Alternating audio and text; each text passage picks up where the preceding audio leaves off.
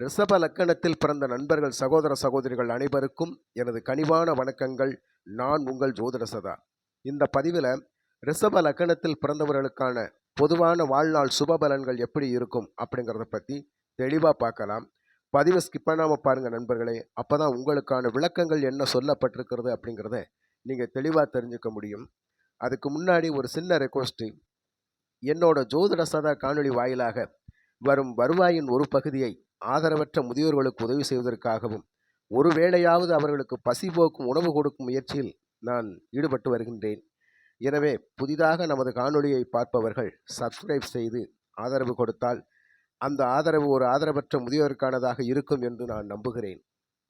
காலபுருஷ தத்துவப்படி ரிஷப லக்கணம் தனஸ்தானம், குடும்பஸ்தானம், வாக்குஸ்தானம் என்று சொல்லக்கூடிய லக்னம். உணவுப் பொருளுக்கு காரணனான சந்திரன் இந்த ராசியில் உச்சமடைவதால் உணவுக்கு சிறப்பு நிலை பெறுகிறது. ராகு பகவான் ரிஷபத்தில் உச்சமடைவதால் பெரியவர்களுக்கு குடும்பத்தில் மரியாதை உண்டு என்பதை நிரூபிக்கின்றது. தனகாரகன் சுக்கிரன் இந்த லக்னத்தில் ஆட்சி செய்வதால் தனஸ்தானம் என்றும் சொல்லப்படுகின்றது. சந்திரன் வாக்கு, ராகு குடும்பம், சுக்கிரன் தனம். ஆதலால் இந்த லக்னம் தன வாக்கு குடும்பஸ்தானம் என்று சொல்லப்படுகின்றது. இதில் ஒரு சின்ன விஷயத்தை நீங்கள் நன்றாக உற்று கவனிக்க வேண்டும். நாடி ஜோதிட நூல்களில் ராகு பகவான் ரிஷபத்தில் உச்சமடைவார் என்றும் கேது பகவான் விருச்சகத்தில் உச்சமடைவார் என்றும் சொல்லப்பட்டுள்ளது. இந்த ராகு கேது உச்ச வீடுகள் நீச்ச வீடுகள் என்பது ஜோதிட நூல்களில் பலவாறு சொல்லப்பட்டிருந்தாலும் குடும்பத்தில் பெரியவர்களுக்கு மதிப்பு மரியாதை உண்டு என்பதை நிரூபிக்கும் வகையிலேயே ராகு பகவான் குடும்பத்தில் பெரியோர்களை குறிக்கின்ற காரணத்தினால் இந்த ராகு ரிஷபத்தில் உச்சமடைவதுதான் சரியானது என்று நான் கருதுகின்றேன். ஸ்திர லக்னம் என்றும் இரட்டைப்படை லக்னம் என்றும் பெண் லக்னம் என்றும் சொல்லப்படுகின்ற ரிஷப லக்னம் பஞ்சபூதங்களின் தத்துவத்தில் நிலத்தத்துவத்தை குறிப்பிடுகின்ற லக்னம். மனித உடல் பாகங்களில் முகத்தை குறிப்பிடுகின்ற லக்னம். அதில் முதல் அடிப்படை வாயை குறிப்பிடுகின்ற லக்னம். இந்த லக்னத்தில் சுக்கிரன் ஆட்சி பெறுவார். சந்திரனும் ராகுவும் உச்சம் பெறுவார்கள். இந்த லக்னத்தில் குருவும் சூரியனும் பகை பெறுவார்கள். புதன் சனி இருவரும் சுபர்களாகின்றனர். செவ்வாய் சமம் என்ற நிலையை பெறுவார். இந்த ரிஷப லக்னத்திற்கு 9ஆம் அதிபதியும் 10ஆம் அதிபதியும் சனி பகவான் என்பதால் 9ஆம் இடம் குறிக்கின்ற தர்மத்தையும் 10ஆம் இடம் குறிக்கின்ற கர்மத்தையும் குறிக்கின்ற அதிபதி சனி பகவான் என்பதால் இவர் ரிஷப லக்னத்திற்கு தர்ம கர்மாதிபதியாக செயல்படுவார். இந்த லக்னத்திற்கு 3ஆம் இடம் என்று சொல்லக்கூடிய கடக லக்னத்தின் அதிபதி சந்திரனும் 8ஆம் இடம் என்று சொல்லக்கூடிய தனுசு லக்னத்தின் அதிபதி குரு பகவானும் மாரகாதிபதிகளாக வருகின்றார்கள். 9ஆம் இடமான மகர ராசியின் அதிபதி சனி பகவான் பாதகாதிபதியாக வருகின்றார். இந்த லக்னத்தை பொறுத்தமட்டில் சனி பகவான் பாதகாதிபதி என்றாலும் அவர் திரிகோணாதிபதி மற்றும் யோகர் என்பதால் சனி பகவான் ஜாதகத்தில் நல்ல நிலையில் இருந்துவிட்டால் கண்டிப்பாக ரிஷப லக்னதாரர்களை 7.5 சனியோ, அஷ்டம சனியோ, அர்த்தாஷ்டம சனியோ, கண்ட சனியோ, தெண்ட சனியோ எந்த சனியும் இவர்களை பாதிப்பதில்லை. ஒரு விஷயத்தை நீங்கள் நன்றாக புரிந்து கொள்ள வேண்டும். குரு பகவான் இருக்கும் இடத்திற்கு நன்மை கிடைக்காது, ஆனால் அவர் பார்க்கின்ற இடங்களுக்கு பலன் கிடைக்கும் என்று சொல்லப்பட்டுள்ளது. அதே போல்தான் சனி பகவான் இருக்கின்ற இடங்களுக்கு நன்மை செய்வார், பார்க்கின்ற இடங்களுக்கு பலனை குறைப்பார். இதில் முதலாவது பாயிண்ட், அழகான வசீகரமான முகத்தோற்றத்தை கொண்ட ரிஷப லக்னத்தாரர்கள் எல்லோராலும் விரும்பப்படுகின்றவர்கள். இனிமையான பேச்சுக்கும் பொழுதுபோக்கிற்கே பஞ்சமில்லாதவர்கள் என்றே சொல்லலாம். எப்போதும் சிரித்த முகமாகவே இருக்கக்கூடியவர்கள், நளினத்தன்மை கொண்டவர்கள். இருக்கின்ற இடத்திலும் சரி, பணிபுரியும் இடங்களிலும் சரி, சுற்றுப்புற தூய்மை அதிகமாக விரும்பக்கூடியவர்கள்.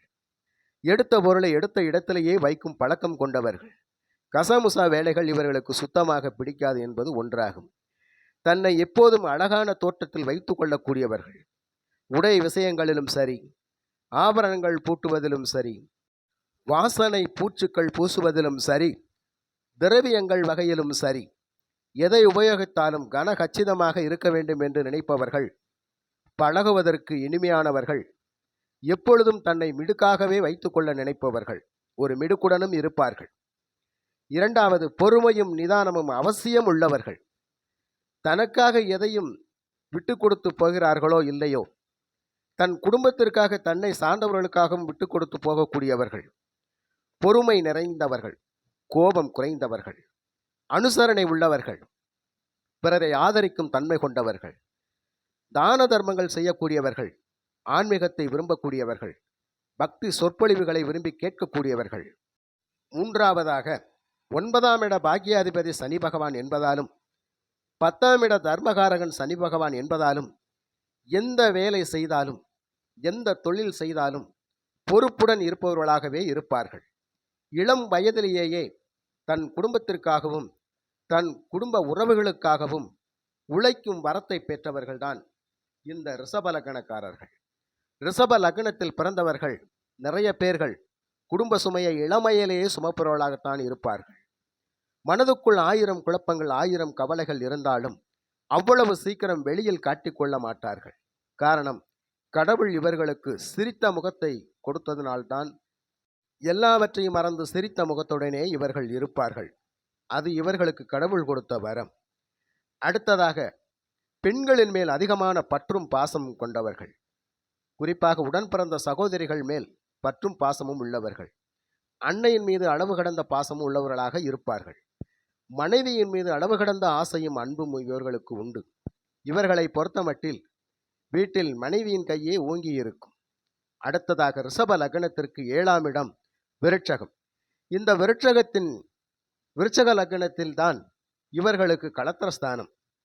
இவர்களுக்கு மனைவி அமைவதெல்லாம் இந்த விருட்சகத்தில் அதிபதியாக இருக்கக்கூடிய செவ்வாய் பகவானின் காரகத்துவத்தில் தான் இவர்களுக்கு மனைவி அமையும். மன வாழ்க்கையில் தாய் வேண்டுமா, தாரம் வேண்டுமா, அண்ணன் தம்பி உறவுகள் வேண்டுமா என்ற கேள்விகளெல்லாம் எழும்புவதன் மூலம் வீட்டில் சண்டை சச்சரவுகள் குறைவிருக்காது. காரணம், மனைவியின் கையே குடும்பத்தில் ஓங்கி இருக்க வேண்டும் என்று மனைவி நினைப்பதால் தான் மாமியாராக இருந்தாலும் சரி, நாத்தனார்களாக இருந்தாலும் சரி, கொழுந்தனார்களாக இருந்தாலும் சரி, வீட்டிற்கு வந்த மருமகளின் பேச்சைத்தான் அனைவரும் கேட்க வேண்டும் என்று சில ரிஷப லக்னத்தார்களின் மனைவிமார்கள் நினைப்பதும் உண்டு. அதன் காரணத்தினாலேயே வீட்டில் சண்டை சச்சரவுகள் கண்டிப்பாக வந்து போகும். இதனால் ரிஷப லக்னத்தில் பிறந்தவர்களுக்கு களத்திரத்தின் வழியில் பேதங்கள் இருந்து கொண்டே இருக்கும், மோதல்கள் இருந்து கொண்டே இருக்கும்.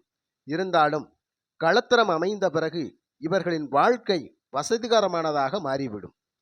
இவர்கள் திருமணத்திற்கு முன்பு வறுமையில் வாடிக்கொண்டிருந்தாலும், இவர்கள் வேலைக்காக முயற்சி செய்து வேலை கிடைக்காமல் இருந்தாலும், மன வாழ்க்கை அமைந்தவுடன் எல்லாமே சரியாகி வாழ்க்கையே டோட்டலாக வசதியின் உச்சத்திற்கு சில பேருக்கு சென்றுவிடும். ஆனால் வீட்டில் யார் கை ஓங்கி இருக்க வேண்டும் என்ற அதிகார கோபங்களால் மாமியார் மருமகள் சண்டை ஓயாது. அந்த வகையில் கணவன் மனைவியிடம் சரணாகதி அடைவது தவிர வேறு வழியில்லை. பிரச்சனைகள் வரக்கூடாது என்று மனைவி சொல்லுக்கு கட்டுப்பட்டவராக இருந்தாலும், அம்மாவின் அண்ணன் தம்பிகளும் பொண்டாட்டிக்கு அடிமையாகி விட்டான் என்று சொல்லுவார்கள், பேசுவார்கள். இதையெல்லாம் தாங்கிக் கொண்டால் மட்டுமே வாழ்க்கை சீராக ஓடும். இல்லையேல் 2வது கல்யாணம் என்ற நிலைக்கு தள்ளப்பட்டு விடும். ஜோதிட சாஸ்திரங்கள் சொல்வதே ரிஷப லக்னத்தார்களுக்கு தாரதோஷம் உண்டு என்று இதன் காரணத்தில்தான் சொல்லப்பட்டிருக்கின்றார்கள். எனவே குடும்ப வாழ்வில் விட்டு கொடுத்து போவதும் அனுசரணையாக இருப்பதும் ரிஷப லக்னத்தாருக்கு மிகவும் நல்லது. ரிஷப லக்னத்தார்களை பொறுத்த மட்டில் தானுண்டு தன் வேலையுண்டு என்று இருப்பார்கள். அனாவசியமாக அடுத்தவர்களின் பிரச்சனைகளில் தலையிட மாட்டார்கள். பிரச்சனைகள் என்று வந்துவிட்டால் தன் காசே போனாலும் பரவாயில்லை என்று செலவழித்து ஒதுங்கி விடுவார்கள். தொழில் வகையில் அதிகமான சிரமங்களை வைத்துக் கொள்ள விரும்ப மாட்டார்கள். எதிலும் எளிமையுடனும் கச்சிதமாகவும் செய்து முடிக்க வேண்டும் என்று எண்ணுவார்கள். நல்ல ஆடம்பரமான வீடுகளில் வசிக்க வேண்டும் என்ற எண்ணுவார்கள். நூதனமான கலைப்பொருட்கள் அலங்கார பொருட்களும் கொண்டு தன் இருக்கும் வீட்டை அழகுபடுத்திக் கொள்வார்கள். அதிகமாக சுத்தமுடன் இருக்க வேண்டும் என்று நினைப்பவர்கள் இந்த ரிஷப லக்னத்தார்கள். ரிஷப லக்னத்தில் பிறந்தவர்களுக்கான தொழில்கள் என்று பார்க்கும் பொழுது ஆடம்பர அழகு சாதன பொருட்கள், ஜவுளி வியாபாரம், வாசனை திரவியங்கள் வியாபாரம், பால் தயிர் நெய் சம்பந்தப்பட்ட தொழில்கள், பேங்க் ஸ்டோர்கள், வீட்டு உபயோகப் பொருட்கள், மளிகை பொருட்கள், குறிப்பாக உணவு தானியம் என்று சொல்லக்கூடிய அரிசி, கம்பு, சோளம், கேழ்வரகு வியாபாரம் செய்பவர்களுக்கு இந்த தொழில் அமோகமாக இருக்கும். காய்கறி பழங்கள் வியாபாரம் செய்பவர்கள், ஹோட்டல்கள், உணவு விடுதிகள், தங்கும் விடுதிகள், கேளிக்கை விடுதிகள் எல்லாம் இவர்களுக்கு சிறப்பான தொழில்கள். நல்ல வருமானத்தை ஈட்டித் தரும். லாபம் பன்மடங்காக இருக்கும். பொதுவாக ரிஷப லக்னத்தாரர்கள் பிறரிடம் வேலை செய்வதை அதிகமாக விரும்ப மாட்டார்கள். சொந்த தொழில் செய்வதிலேயே அதிகமான நாட்டமும் விருப்பம் இவர்களுக்கு உண்டாகும். கலைத்துறையில் நடிப்பு, சங்கீதம், நாட்டியம், பாடல்கள், கவிதைகள் எழுதுபவர்கள் எல்லாம் அதிகபட்சமாக ரிஷப லக்னத்தில் பிறந்தவர்களாக இருப்பார்கள். தங்க ஆபரண உற்பத்தி செய்பவர்கள், வெள்ளி பட்டறைகள் வைத்திருப்பவர்கள் அதிகமானோர் இந்த ரிஷப லக்னத்தில் பிறந்தவர்களாகத்தான் இருப்பார்கள். இவர்களுக்கு இந்த தொழில் சிறப்பாக அமைந்துவிடும். வங்கி நிர்வாகத்திலும் நீதித்துறையிலும் பணிபுரிபவர்கள், பந்தயம் நடத்துபவர்கள், ஸ்டாக் புரோக்கர்கள், ரேஸ் போன்றவற்றில் வெல்பவர்கள் எல்லாம் இந்த ரிஷப லக்னத்தார்கள் தான். மண் சம்பந்தப்பட்ட விவசாய தொழில்கள் இவர்களுக்கு நல்ல லாபத்தை தரும். பேச்சு திறமை அதிகமாக இருப்பதால் இடைத்தரகர் வேலை இவர்களுக்கு அதிகமாக ஒத்து வரும்.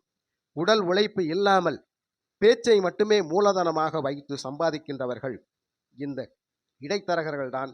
இவர்கள் கொள்ளை லாபம் அடிப்பவர்கள். அந்த வகையில் ரிஷப லக்னத்தாரர்களுக்கு இடைத்தரகர்கள் வேலை சிறப்பாக புரிந்து வரும். பொதுவாக இவர்களுக்கு அரசுத்துறை வாய்ப்புகள் குறைவுதான். பொது அறிவிப்பாளர்களாகவும், அலுவலக வரவேற்பாளர்களாகவும், கணக்காளர்களாகவும், என்ஜினியர்களாகவும், ஆடை ஆபரண வடிவமைப்பாளர்களாகவும், நிலம் சம்பந்தமான வேலைகள், சமையல் தொழில் இவர்களுக்கு சிறப்பாக ஒத்து வரும். இன்றைக்கும் பெரிய பெரிய சமையல் கலை வல்லுநர்கள், நிபுணர்கள் ஓரளவுக்கு ரிஷப லக்னத்தில் பிறந்தவர்களாகத்தான் இருப்பார்கள். எனவே நண்பர்களே, சகோதர சகோதரிகளே, இந்த ரிஷப லக்னத்தார்களை பொறுத்த மட்டில் குடும்பத்தில் மட்டும் களத்திரத்தின் வழியில் சிறு சிறு பிரச்சனைகளை சந்தித்தாலும் பொது வாழ்வு என்பது இவர்களுக்கு சிறப்பாகவே இருக்கும். பொது பலன்களும் இவர்களுக்கு சிறப்பாகவே இருக்கும். நண்பர்களே, இந்த பதிவு உங்களுக்கு பிடித்திருந்தால் லைக் பண்ணுங்க, ஷேர் பண்ணுங்க, கமெண்ட் பண்ணுங்க. மற்றும் ஒரு நல்ல பதிவில் உங்களை நான் சந்திக்கின்றேன். நன்றி, வணக்கம்.